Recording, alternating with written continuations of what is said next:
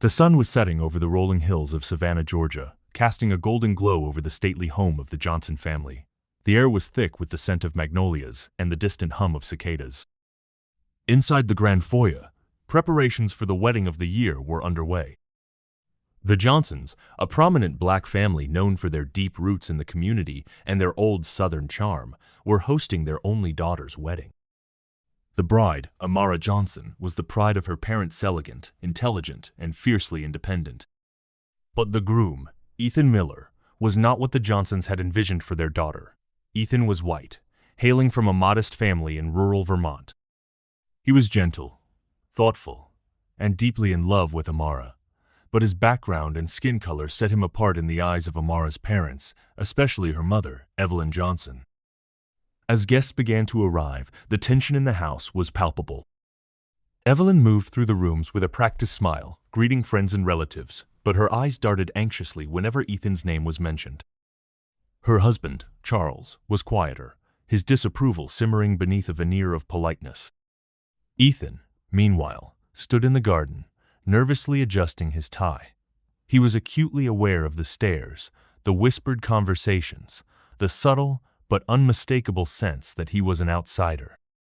Amara found him there, her hand slipping into his. "You okay?" she asked softly. He nodded, forcing a smile, just a little overwhelmed. She squeezed his hand. "We'll get through this, together." The rehearsal dinner that evening was a study in contrasts. Amara's family filled the room with laughter and stories, but whenever Ethan spoke, a hush seemed to fall. Evelyn's questions were pointed, her tone icy. "So, Ethan, what exactly do you do for a living?" she asked, her voice carrying across the table. "I'm a teacher," Ethan replied. "High school English." Evelyn's lips pursed. "And your family? What do they do?" "My father's a mechanic. My mother runs a small bakery." There was a pause and then a polite smile. How quaint. Amara bristled, but Ethan squeezed her hand under the table, signaling her to let it go.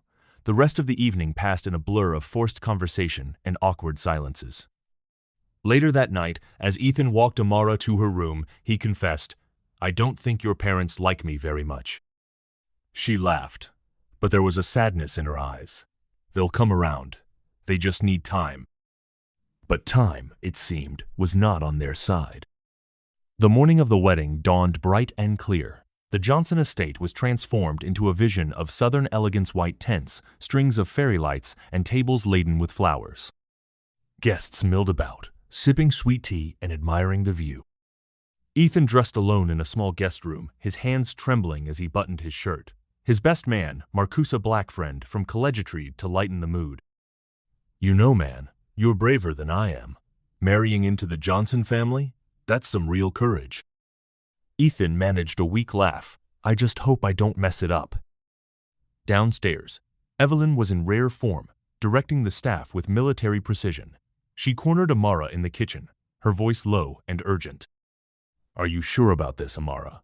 There's still time to change your mind." Amara stared at her mother, hurt and anger warring in her eyes.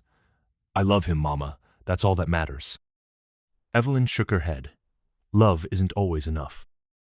The ceremony was held beneath a sprawling oak tree, its branches draped with Spanish moss. As Amara walked down the aisle, all eyes were on her, radiant in a simple white gown, her hair crowned with fresh flowers. Ethan's breath caught in his throat as he watched her approach. The vows were heartfelt, the kiss tender. For a moment, it seemed as if love had triumphed over all. But the reception brought new challenges. As the newlyweds made their rounds, Ethan overheard snippets of conversation. "Such a shame, really. I just don't see it lasting. He's not one of us." The words stung.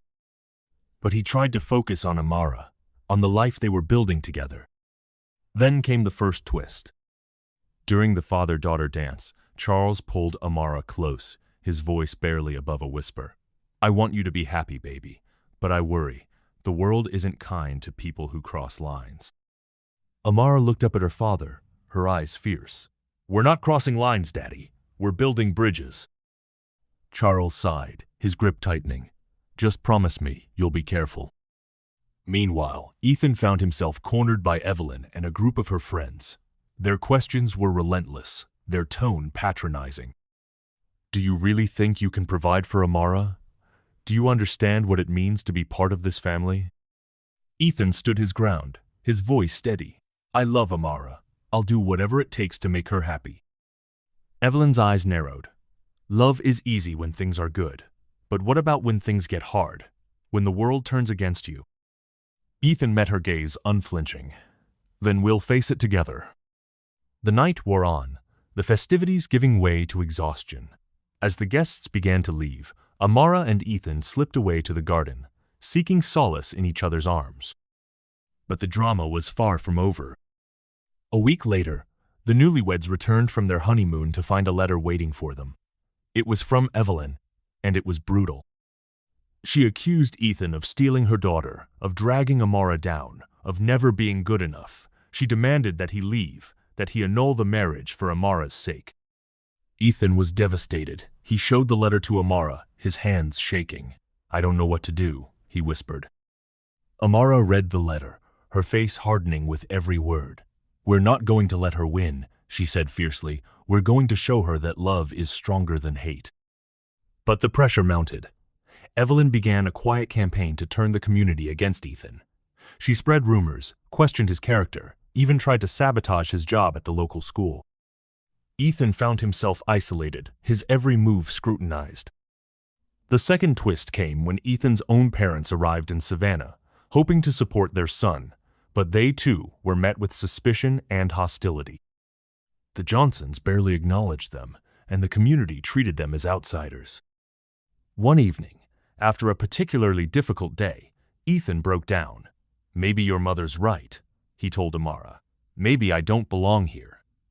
Amara took his face in her hands, her eyes blazing.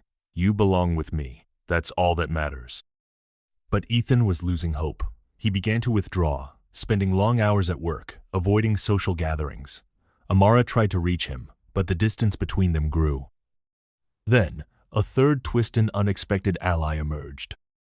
Marcus, Ethan's best man, had grown up in Savannah and knew the Johnsons well. He began to speak out on Ethan's behalf, challenging the community's prejudices and calling out Evelyn's behavior. Slowly, others began to listen. A few brave souls reached out to Ethan, offering friendship and support. Emboldened, Amara decided to confront her mother directly.